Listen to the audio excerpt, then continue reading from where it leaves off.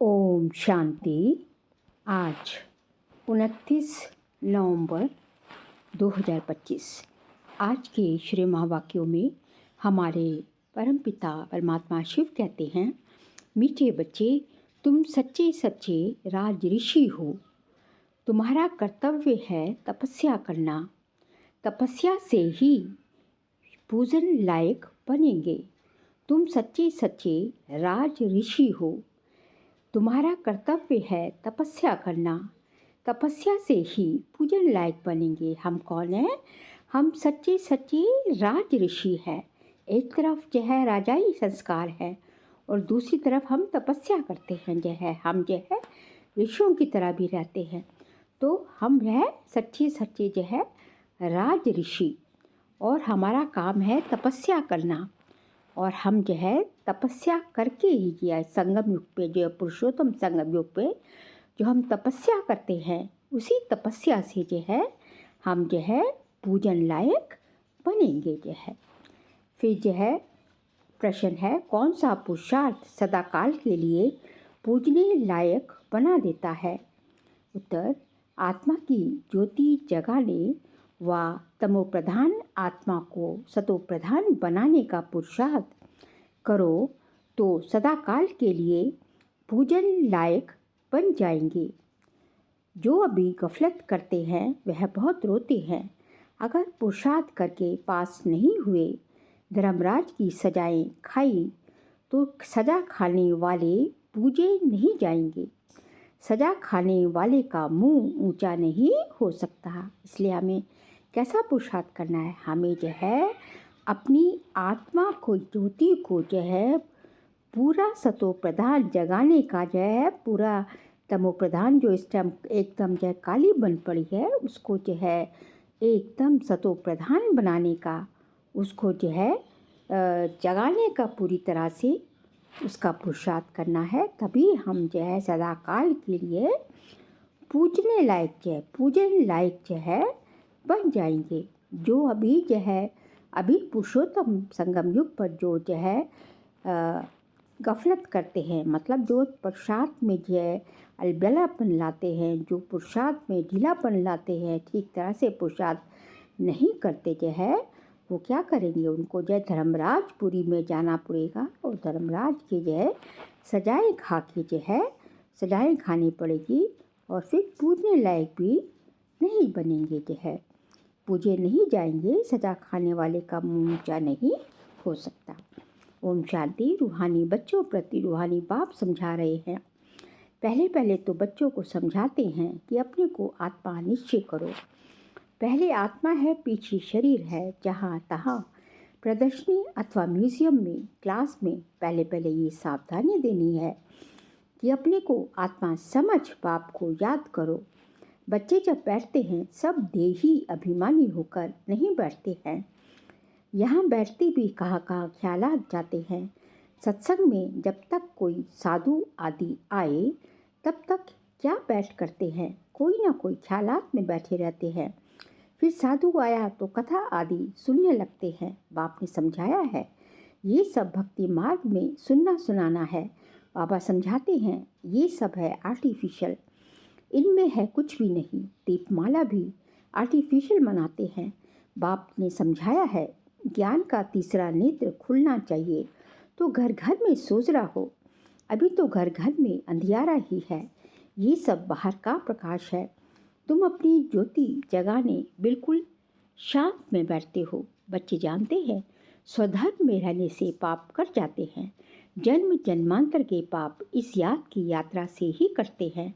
आत्मा की ज्योत बुझ गई है ना, शक्ति का पेट्रोल सारा खत्म हो गया है। वह फिर भर जाएगा क्योंकि आत्मा पवित्र बन जाती है। कितना रात दिन का फर्क है। अब लक्ष्मी की कितनी पूजा होती है। कई बच्चे लिखते हैं लक्ष्मी बड़ी या सरस्वती माँ बड़ी। लक्ष्मी तो एक होती है, श्री नारायण की। अगर महालक्ष्मी को पूछते हैं तो उनको 4 भुजा दिखाते हैं, उसमें दोनों आ जाते हैं। वास्तव में उसको लक्ष्मी नारायण की पूजा कहा जाए। चतुर्भुज है ना, दोनों इकट्ठे हैं, परंतु मनुष्यों को कुछ भी समझ नहीं है। बेहद का बाप कहते हैं कि सभी बेसमझ बन पड़े हैं। लौकिक बाप कभी सारी दुनिया के बच्चों को कहेंगे क्या कि बेसमझ है। अभी तुम बच्चे जानते हो विश्व का बाप कौन है। खुद कहते हैं मैं सभी आत्माओं का बाप हूँ, तुम सब मेरे बच्चे हो। वो साधु लोग तो कह देंगे सब भगवान ही भगवान है। तुम जानते हो बेहद का बाप बेहद का ज्ञान समझा रहे हैं हम आत्माओं को। मनुष्यों को तो देह अभिमान रहता है, मैं फलाना हूँ। शरीर पर जो नाम पड़ा है उस पर चलते आए हैं। अब शिव बाबा तो है निराकार सुप्रीम सोल, उस आत्मा पर नाम है शिव। आत्मा पर नाम एक ही शिव बाबा का है, बस वह है परमात्मा। परमात्मा उनका नाम है शिव। बाकी जो भी आत्माएं ढेर की ढेर हैं, उन सबके शरीरों के नाम पड़े हुए हैं। शिव बाबा यहाँ रहता नहीं है, वह तो परम धाम से आते हैं। शिव अवतरण भी है, अभी बाप ने तुमको समझाया है। सभी आत्माएं यहाँ आती हैं पाठ बजाने। बाप का भी पाठ है। बाप तो बहुत बड़ा काम यहाँ करते हैं। अवतार मानते हैं, अवतार मानते हैं, बाबा का अवतार मानते हैं, अवतार मानते हैं। आधा कल्प बाबा कहते हैं कि शिव बाबा यहाँ रहता नहीं है, वह तो परम धाम में से आते हैं। शिव अवतरण भी है, अभी बाप ने तुमको समझाया है। सभी आत्माएं यहाँ आती हैं पाठ बजाने। बाप का भी पाठ है। बाप तो बहुत बड़ा काम यहाँ करते हैं। अवतार मानते हैं तो उनकी तो हॉलीडे और स्टैम्प आदि होनी चाहिए। सभी देशों में हॉलीडे होनी चाहिए, क्योंकि बाप तो सबका सदगति दाता है ना। उनका जन्मदिन और चले जाने का दिन, डेट आदि का भी पता नहीं पड़ता, क्योंकि ये तो न्यारा है ना। इसलिए सिर्फ शिवरात्रि कह देते हैं, वह भी तुम बच्चे जानते हो। आधा कल्प है बेहद का दिन, आधा कल्प है बेहद की रात। रात पूरी होकर फिर दिन होता है, उसके बीच में बाप आते हैं। ये तो एक्यूरेट टाइम है। मनुष्य जन्मते हैं तो म्यूनिसिपैलिटी में नोट करते हैं। मनुष्य जन्मते हैं तो म्यूनिसिपैलिटी में नोट करते हैं। फिर 6 दिन के बाद उसका नाम रखते हैं, उसको कहते हैं नामकरण। नामकरण को छठी कहते हैं। भाषाएं तो बहुत है ना। लक्ष्मी की पूजा करते हैं, लक्ष्मी की पूजा करते हैं, आतिशबाजी जलाते हैं। तुम पूछ सकते हो जो लक्ष्मी का त्यौहार आप मनाते हो वह कब तख्त पर बैठी, तख्त पर बैठने का ही कोरोनेशन मनाते हैं। उसका जन्मते उनका जन्म नहीं मनाते। लक्ष्मी का चित्र थाली में रख उसमें धन, उससे धन मांगते हैं। लक्ष्मी का चित्र थाली में रख उनसे धन मांगते हैं, बस और कुछ नहीं। मंदिर में जाकर भल कुछ मांगेंगे, परंतु दीपमाला के दिन तो उनसे सिर्फ पैसा मांगेंगे। पैसा देता थोड़ी ही है, पैसा देती थोड़ी ही है। ये जैसी भावना है। अगर कोई सच्ची भावना से पूजा करते हैं तो अल्पकाल के लिए धन मिल सकता है। ये है ही अल्पकाल का सुख, कहाँ तो स्थायी सुख भी होगा ना। स्वर्ग का तो उनको पता ही नहीं है। यहाँ स्वर्ग की भेंट में कोई खड़ा हो नहीं सकता। तुम जानते हो आधा कल्प है ज्ञान, आधा कल्प है भक्ति, फिर होता है वैराग्य। समझाया जाता है ये पुरानी छिछी दुनिया है, इसलिए फिर नई दुनिया जरूर चाहिए। इसलिए कहा जाता है ज्ञान भक्ति और फिर है वैराग्य। ज्ञान मिलता है तो भक्ति से फिर वैराग्य हो जाता है।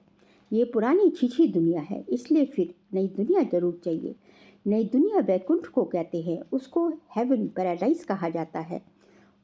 इस ड्रामा में पाठधारी भी अविनाशी हैं। तुम बच्चों को मालूम पड़ा है कि हम आत्मा पाठ कैसे बजाती हैं। बाबा ने समझाया है किसको भी प्रदर्शनी आदि दिखाना है तो पहले ये एम ऑब्जेक्ट समझानी है। सेकंड में जीवन मुक्ति कैसे मिलती है।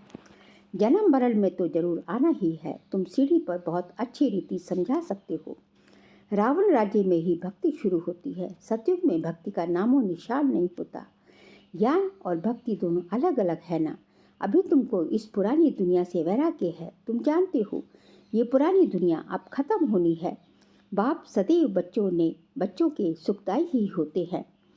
बच्चों के लिए ही बाप कितना माथा मारते हैं, बच्चे के लिए ही गुरुओं के पास जाते हैं, साधुओं के पास जाते हैं, कैसे भी करके बच्चा हो, क्योंकि समझते हैं बच्चा होगा तो उनको मिल्कियत देकर जाएंगे, बच्चा हो तो उनको हम वारिस बनाएं। तो बाप कभी बच्चों को दुख थोड़े ही देंगे, इम्पॉसिबल है। तुम माता पिता कहकर कितनी लड़ियाँ मारते रहते हैं। तो बच्चों का रूहानी बाप सबको सुख का ही रास्ता बताते हैं। सुख देने वाला एक ही बाप है, दुख हरता सुख करता एक रूहानी बाप है। वह विनाश भी सुख के लिए ही है, नहीं तो मुक्ति, जीवन मुक्ति कैसे पाएंगे। परंतु ये तो कोई समझेंगे थोड़ी ही। यहाँ तो ये है गरीब अबलाएं जो अपने को आत्मा निश्चय कर सकती हैं। बाकी बड़े लोगों को देह का अभिमान इतना कड़ा पक्का हो गया है, जो बात मत पूछो। बाबा बार बार समझाते हैं, तुम राज ऋषि हो। ऋषि हमेशा तपस्या करते हैं, वह तो ब्रह्म को, तत्व को याद करते हैं, या कोई काली आदि को भी याद करते होंगे। बहुत सन्यासी भी हैं जो काली की पूजा करते हैं, माँ काली कह पुकारते हैं। बाप कहते हैं इस समय सब विकारी हैं, काम चिता पर बैठ सब काले हुए हैं। माँ बाप बच्चे सब काले हैं, ये बेहद की बात है। सतयुग में काले होते नहीं, सब हैं गोरे, फिर कभी सांवरे बनते हैं। ये तुम बच्चों को बाप ने समझाया है। थोड़ा थोड़ा पतित होते होते अंत में बिल्कुल ही काले हो जाते हैं। बाप कहते हैं रावण ने काम चिता पर चढ़ाए बिल्कुल काला बना दिया है। अब फिर तुमको ज्ञान चिता पर चढ़ाता हूँ, आत्मा को ही पवित्र बनाना होता है। अब पतित पावन बाप आकर पावन बनने की युक्ति बताते हैं। पानी क्या युक्ति बताएंगे, परंतु तुम किसको समझाओ। तो कोटों में कोई ही समझकर ऊंच पद पाते हैं। अभी तुम बाप से अपना वर्षा लेने आए हो, 21 जन्मों के लिए। तुम आगे चलकर बहुत साक्षात्कार करेंगे, तुमको अपनी पढ़ाई का सब पता पड़ेगा। जो अभी गफलत करते हैं फिर बहुत रोएंगे, सजाएं भी तो बहुत होती है ना, फिर पद भी भ्रष्ट हो जाता है, मुंह ऊंचा कर नहीं सकेंगे। इसलिए बाप कहते हैं मीठे मीठे बच्चों, पुरुषार्थ कर पास हो जाओ। जो कुछ भी सजा नहीं खानी पड़े तब पूजन लायक भी बनेंगे। सजा खाई तो फिर थोड़े ही पूजे जाएंगे। तुम बच्चों को पुरुषार्थ बहुत करना चाहिए, अपनी आत्मा की ज्योति जगानी है। अभी आत्मा तमो प्रधान बनी है, उनको ही सतो प्रधान बनाना है। आत्मा है ही बिंदी, एक सितारा है, उनका और कोई नाम रख नहीं सकते। बच्चों को समझाया है, उनका साक्षात्कार हुआ है। स्वामी विवेकानंद और रामकृष्ण परमहंस का बतलाते हैं, उसने देखा, उनसे कुछ लाइट निकली, सो तो आत्मा ही निकलती है। उसने समझा वे मेरे में समा गई, अब आत्मा कोई आकर समा थोड़ी ही सकती है, वह तो जाकर दूसरा शरीर लेती है। पिछाड़ी में तुम बहुत देखेंगे, नाम और रूप से न्यारी कोई चीज़ होती नहीं। आकाश पोलार है, उनका भी नाम है। अब ये तो बच्चे समझते हैं, कल्प कल्प स्थापना जो होती आई है वह होती ही है। हम ब्राह्मण नंबरवार पुरुषार्थ करते रहते हैं।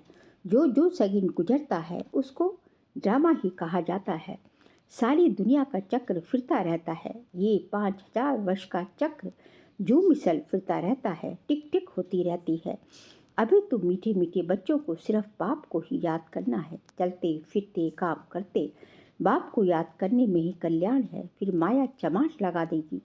तुम हो ब्राह्मण, भ्रमरी मिसल कीड़े को आप समान ब्राह्मण बनाना है, वह भ्रमरी का तो एक दृष्टांत है।